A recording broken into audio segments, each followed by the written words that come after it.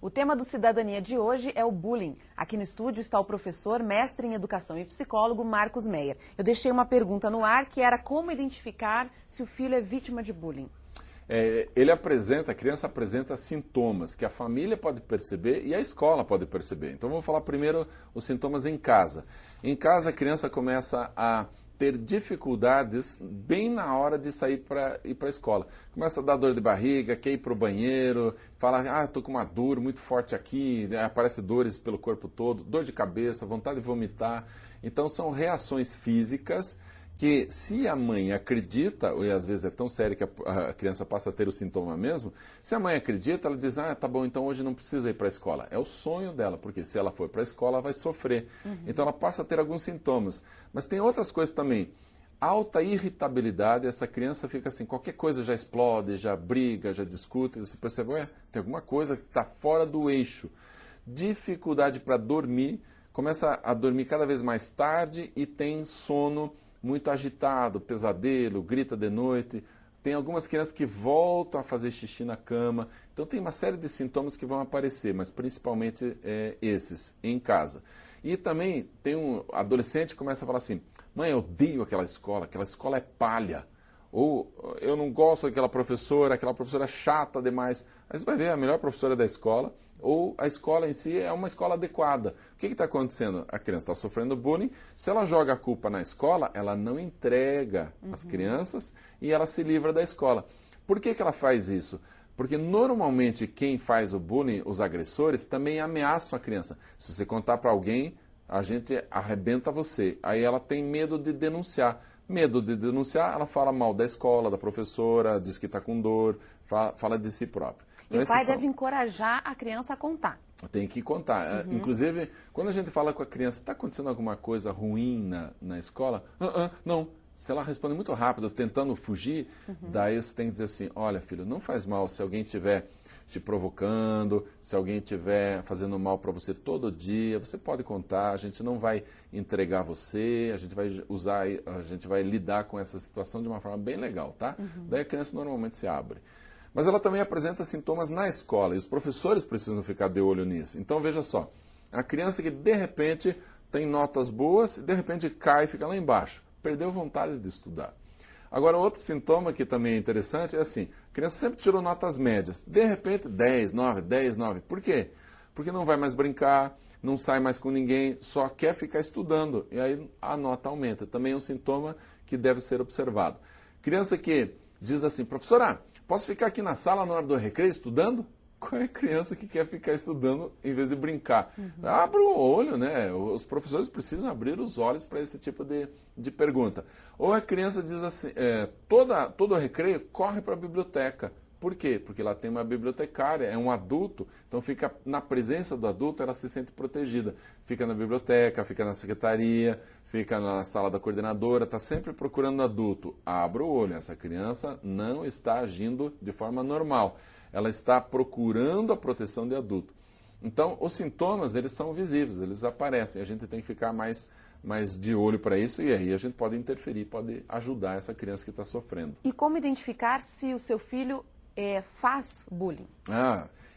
Boa pergunta. O agressor, como é que a gente acha um agressor? É assim, se o teu filho começa em casa, fala muito sobre, tem um moleque lá muito palha, um bobão, esse tipo de postura já percebe por que está assim, por que está desse jeito. Outra coisa, começa a amar a agressão, ri, se diverte com cenas de violência, cenas de agressividade, tem prazer em assistir uma cena de agressão. Por quê? Porque ele próprio está sendo agressor e agora ele vê na televisão uma cena de agressão, ele se identifica.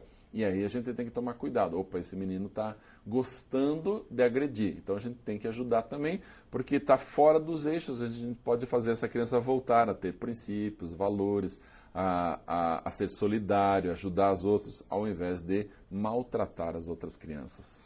Você falou no primeiro bloco da questão das consequências da pessoa que sofre bullying, é vítima de bullying. E recentemente a gente teve essa questão da escola do Rio de Janeiro, que o rapaz que entrou e atirou em todo mundo sofria bullying na escola. A vítima de bullying pode se tornar agressiva no futuro ou um pouco depois? A tendência é essa. Normalmente, uma vítima de agressão passa a ser agressor mais tarde. Isso é muito comum acontecer. Agora, tem algumas questões culturais bem interessantes de observar no caso desse rapaz lá do Rio de Janeiro. Veja só, vamos começar analisando o Japão.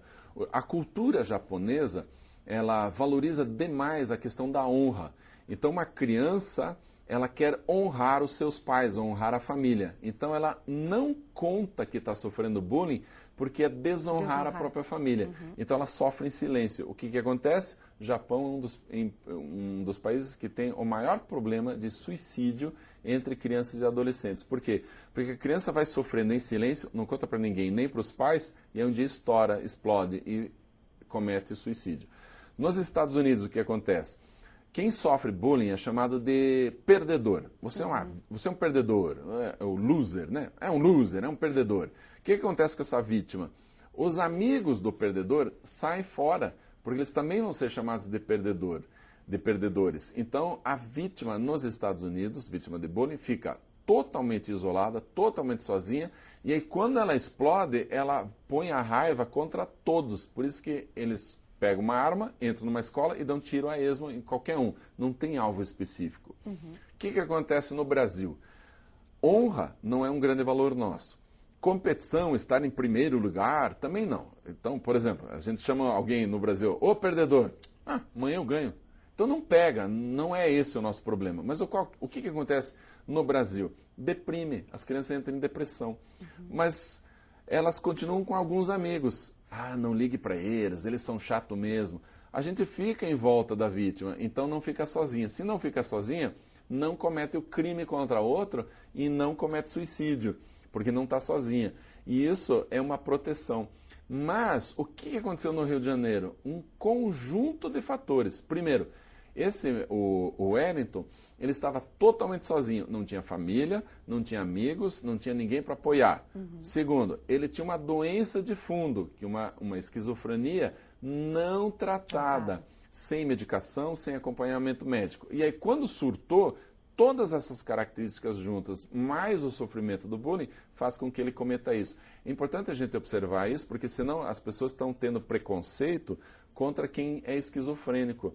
Esquizofrênico não mata ninguém. Se o cara surtar sem medicação, sem acompanhamento e está sozinho, aí sim nós temos um problema grave, como é o caso do Wellington. Mas esquizofrênico que está tomando remédio, está sendo acompanhado, é vida normal. Tem professores universitários esquizofrênicos, os alunos nem percebem que existe uma diferença, porque tem tanto professor esquisito que mais um não faz diferença. Mas ele leva a vida normal, isso acontece, isso é absolutamente normal, mas desde que esteja acompanhado e medicado. Então, no caso lá do Rio de Janeiro, esse conjunto de fatores aconteceu, então tem que cuidar. Não pode dizer que toda vítima de bullying vai matar alguém, não é verdade. Toda vítima...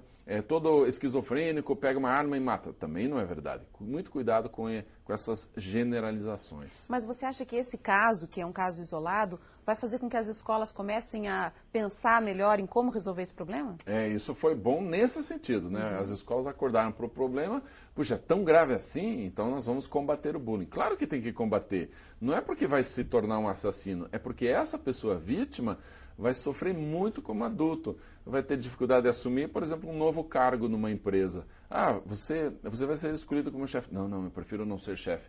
Por quê? Morre de medo de entrar em contato com as outras pessoas, prefere ficar isolado, prefere ficar fazendo o seu trabalho sozinho, para não ter a possibilidade de entrar em contato. Da onde vem isso? Medo de entrar em contato, originado pelo bullying que sofreu no passado.